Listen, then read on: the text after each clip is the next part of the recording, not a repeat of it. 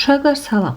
Bugün sizə Şahin İbrahimovun fən müsabiqəsinə hazırlaşanlar üçün olan kitabından deməli ikinci nəşrdən sınaq 7-nin izahını verəcəm. Demək, birinci sualımıza baxaq. Birinci sualımızda bizə deyir ki, X və Y iyonları verilib. X 32, 15, N iyonu, Y isə M iyonudur. Mənfi yüklü iyonlardakı mənfi yüklü hissəciklərin say nisbəti 1-in 1-ə kimidir. 1-in 1-ə. Baxın, nədir bu cümlədə? Mənfi yüklü hissəciklərin. Biz bilirik ki, uşaqlar, atomda hissəciklər hansılardır? Protondur, neytrondur, elektrondur. Protonlar müsbət yüklüdür, elektronlar mənfi yüklüdür, neytronlar isə yüksüzdür.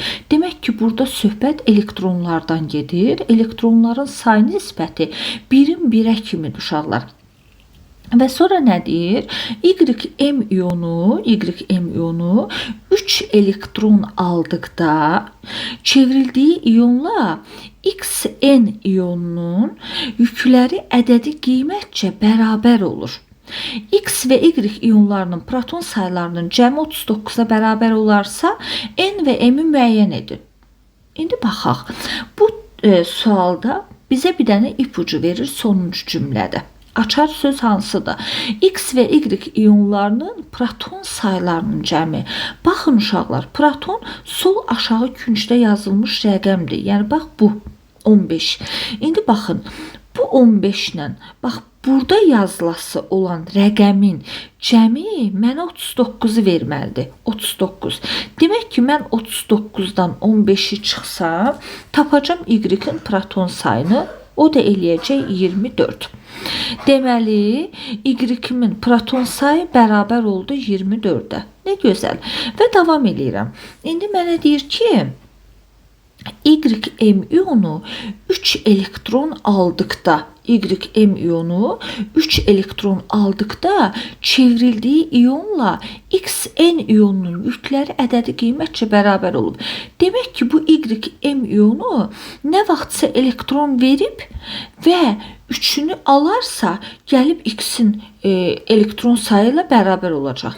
Elə mən burada X-ə demək, mənfi 3 yazım mı? Yazdım. İndi bu Y-im də o qədər elektron deməli verməli olsun gərək, yəni bu Y-də də. O gəlib bununla bərabərləşsin. Buna da müsbət 6 yazacağam ki, 3-ünü alanda gəlib bununla bərabərləşmiş olsun. Və gəlin indi elektron saylarına baxaq. X-də 15 proton var. 3 elektronu alanda, 3-ünü alanda oldu elektron sayı 18. Y-in də elektron sayı 24-dən 6-sını verərsə, deməli o da bərabər oldu 18-ə. Və bu da alındı 1-in 1-ə nisbətində. Cavab da oldu bizdə burada D variantı. Keçdik ikinci sualımızın izahına. İkinci sualımızda bizə belə bir qrafik təsvir olunur, verib. Və burada deyir ki, X, Y, Z maddələridir, ərimə temperaturları var və qaynama temperaturları var. Uşaqlar, bu cür testlərin ən rahat işləmə yolu bir ədəd oxu çəkirsiniz özünüzdə. Bunun sıfır nöqtəsi qeyd edirik və yadınızda saxlayın ki, biz bilirik ki, sıfırdan sol tərəfimiz mənfi, sağ tərəfimiz müsbət qiymətlər alandır.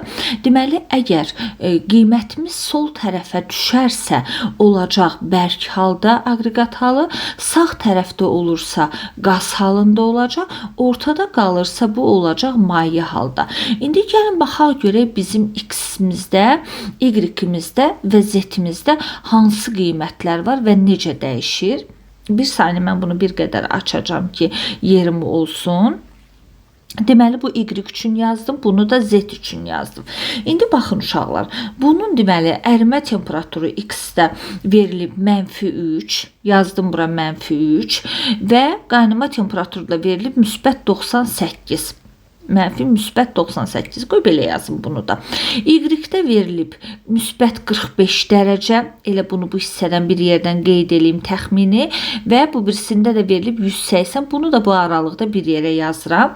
Z-imdə elə 0 götürülüb 0 nöqtəsində verirəm və təxmini bir yerdən 100 dərəcəni yazıram.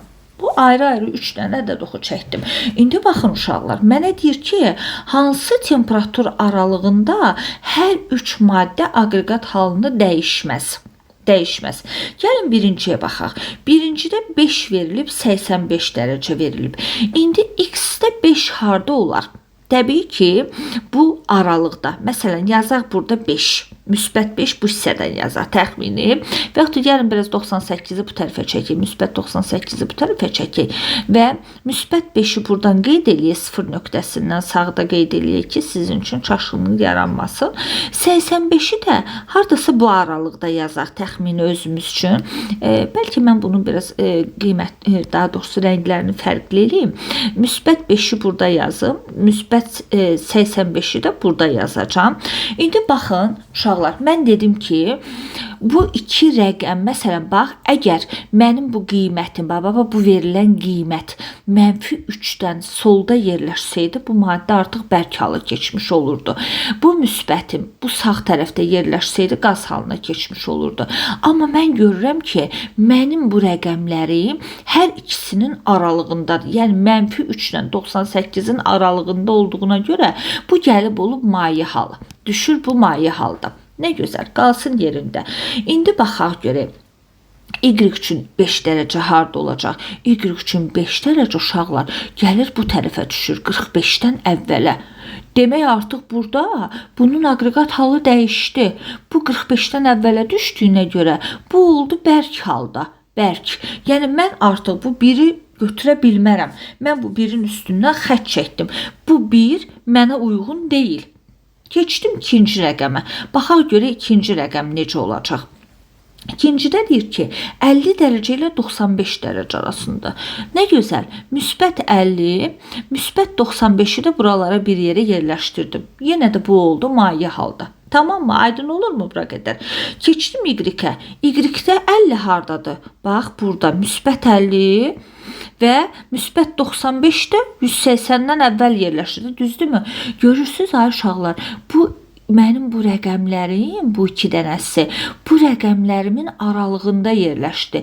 Demək ki, baxın, bu da aralıqda yerləşib, maye hal oldu. Bu da aralıqda yerləşdi, maye hal oldu. Hələ ki, uyğun gəlir. İndi üçüncüyə baxaq görək. Üçüncüdə 50 harda yerləşir? Burada belə deyək, müsbət 50 deyirsə, təbii ki, hələ ki, sıfırdan sağ tərəfə düşür də 50 və 95 də 100-dən əvvəldədir, burada yerləşir. Yenə də mən gördüm ki, sıfırla 100-ün arasındadır 50 ilə 95, deməli, bu da oldu maye halda. Yəni, iki cavabım, bu da plus qoyun ki, mənə uyğundur. İndi digərinə baxaq, digərini bir şifahi şəkildə yazaq, eləyək, daha doğrusu üzr istəyirəm. İndi baxaq, üçüncü nə deyir? Üçüncüdə 50 dərəcə, 120 dərəcə.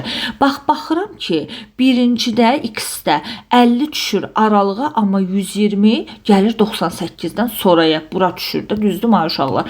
Artıq bu qaz halına keçmiş oldu. Bu mənə uyğun, yaxşı yazdım bunu belə, görüyor birisində dəyişirmi?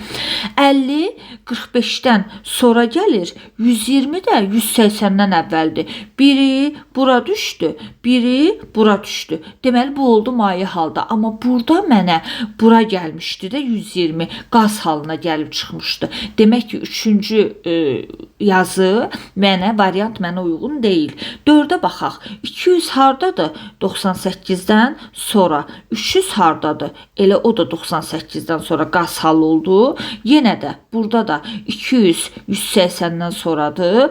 300 də 180-dən sonradır. 100-dən sonradır. Yenə də o bir Z-də də 200-dən 300 100-dən sonradır. Ona görə də bunların hər üçündə də bu qaz halında olacaq. Demək ki, ikinci variantımızda aqreqat halı maye oldu. Dördüncü variantımızda qaz halında oldu. Heç birində dəyişmədiyinə görə, eyni olduğuna görə biz burada götürürük cavab B variantını. Bu belə. İndi gəlir üçüncü suala. Üçüncü sualda uşaqlar mənə deyir ki, bir dəqiqə ardı burdadır. Yox, elə burada. Hə. Molekulunda 2 atom olan elementi müəyyən edin. Molekulunda 2 atom olan elementi müəyyən edin. Görək hansı elementlər verilib bizə? Deməli, A variantında kobalt yazılıb, B variantında H2O-dur, C-də H xlordur, D-də O2-dir. İndi baxın, molekulunda 2 atom istəyir. Mən burada 1 atom görürəm. Burada 3 atom görürəm. Burada 2 görürəm. Molekulunda 2 atom deyir. Bəlkə düz demir. 2 atomu olan element deyir uşaqlar. Hə, burada da 2 görürəm. İndi baxın ay uşaqlar. Burada 1 atom oldu, mənə uyğun deyil. Burada 2 hidrogen, 1 oksigen, 1 atom oldu. Üzr istəyirəm, 3 atom oldu, mənə uyğun deyil. Burada uşaqlar 2 atom var. Amma ki bu element deyil, bu kimyəvi birləşmədir. Birləşmə.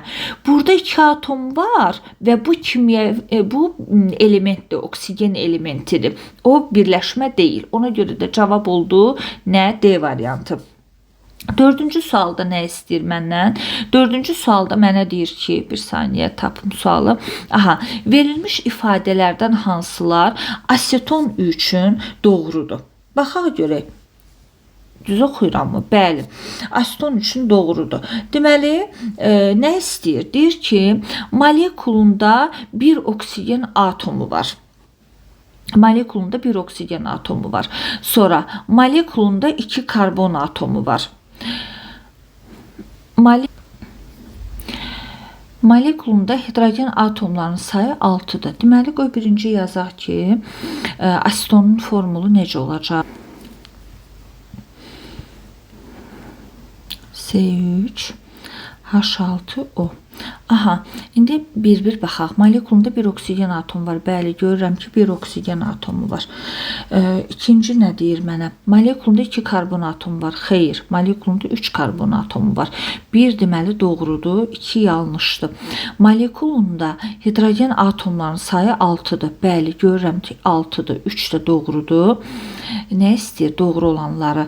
Xarakterik iyili, rəngsiz, suda yaxşı həll olan uçucu mayedir. Bəli, uşaqlar, biz asetonu görə bilirik. Asetonu biz dırnaq boyalarının silməsi üçün istifadə edirik və eyni zamanda da belə deyək, tikintidə boyaların qarışdırılması üçün istifadə edirik və aseton biz bilirik ki, onun ağzını bir qədər açıq saxlasaq, o uçub gedir və müəyyən bir xarakterik iya malikdir və aseton suda yaxşı həll olur, düzdür.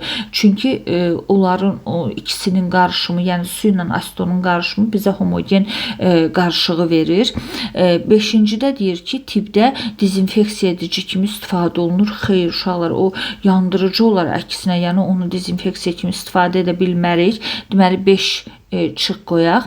6-da deyir ki, həll edici kimi istifadə olunur. Bəli, indicə dedim ki, deməli, tikintidə boyaları həll edərək onun içində divarları boyayırlar.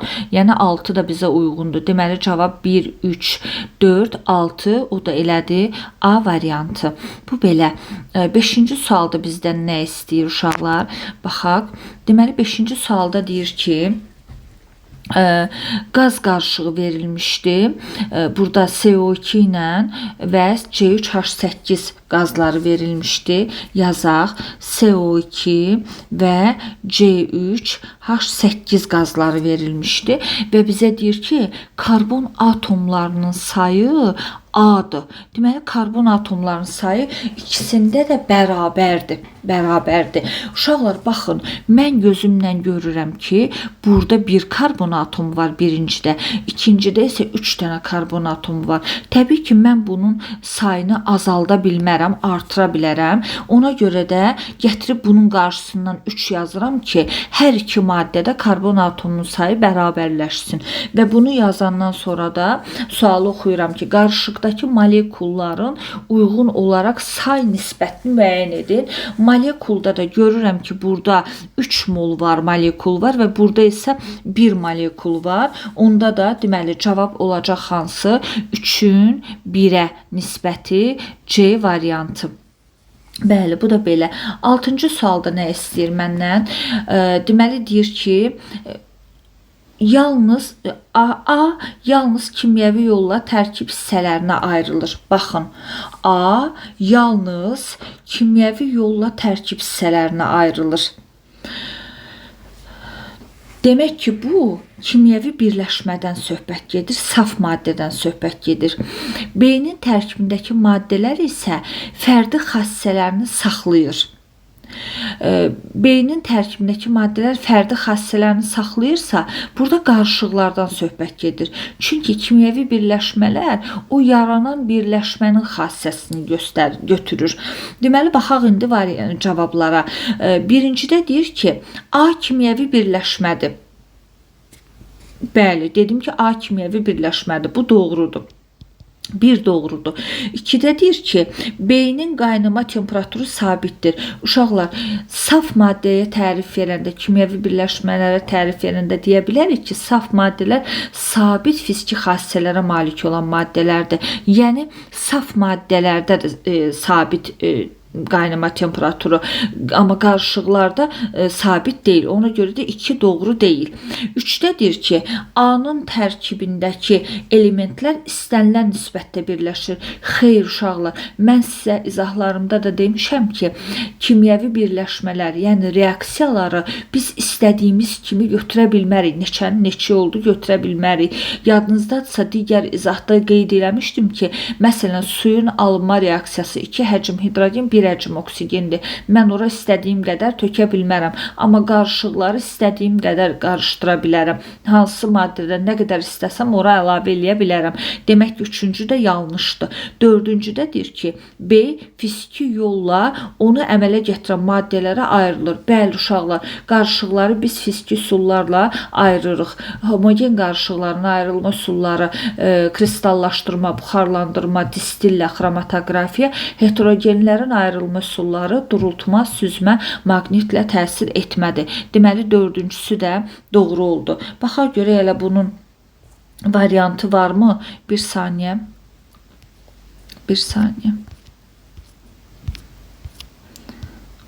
Çox getdim deyəsən.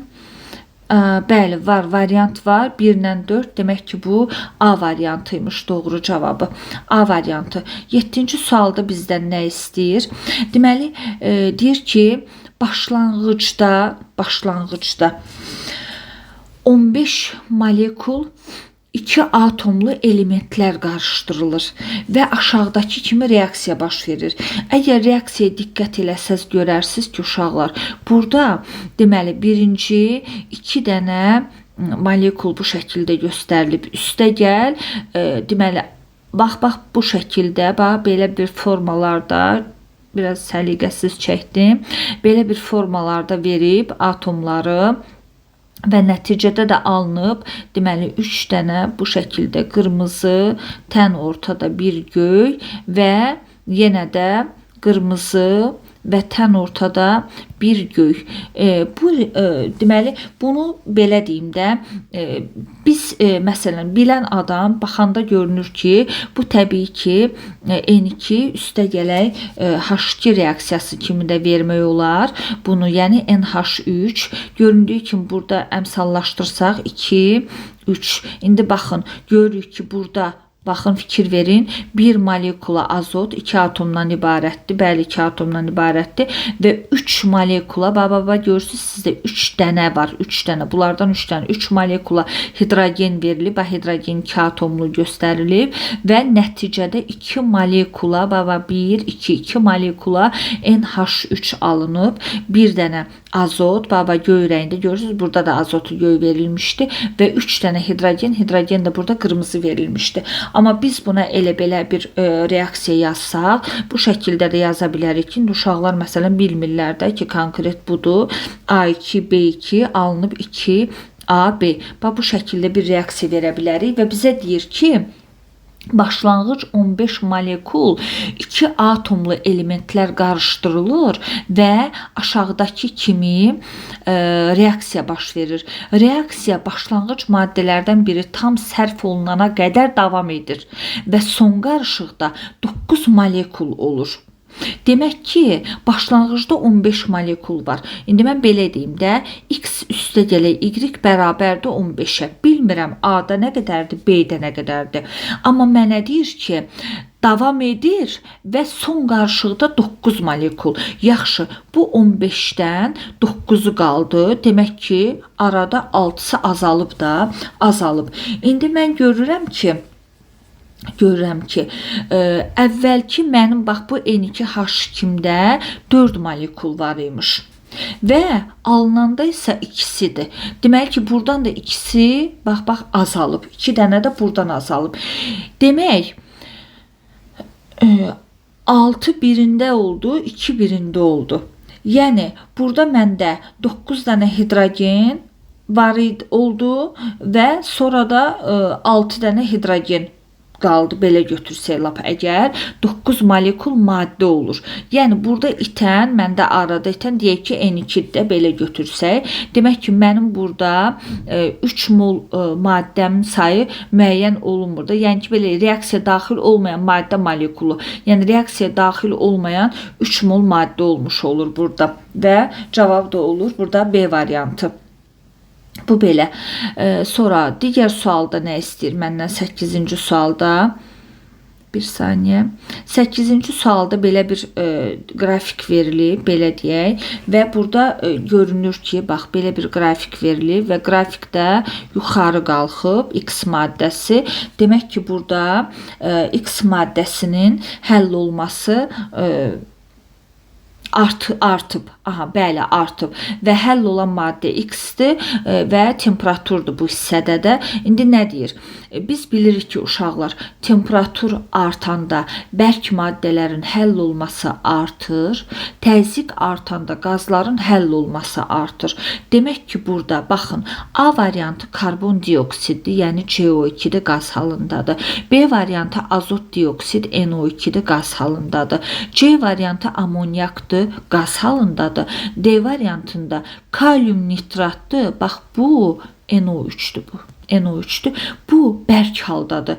Demək ki, bu qrafik D variantına məxsus imiş. O da bərk halda olan duzdur, kalium nitrat duzu. Yəni bu artma baş verir. İndi baxaq 9-cu suala uşaqlar. 9-da nə istəyir məndən? 9-da deyir ki, hidrogen xloridin suda doymuş məhlulundan doymamış məhlul necə hazırlamaq olar? Uşaqlar, H-xlor qaz halında olan bir şeydir və burada belə deyək, qaz halında olan maddələrdə indicə dedim ki, təzyiqi artıranda həll olma artır, temperaturu artıranda isə qazların həll olması azalır. Demək ki, mən burada təzyiqi doymamış məhlula necə hazırlamaq olar? Yəni ki, burada belə deyək də həll olma zəifləyir. Təzyiq azalanda, bir də temperatur artırıldıqda. Bu da olur 1 ilə 4, cavab D variantı verəcək bizə. 10-cu sualımız nədir? Bilmirəm hansı səmtdən baxım 10-cu sualı. Birinci bunu göstərim.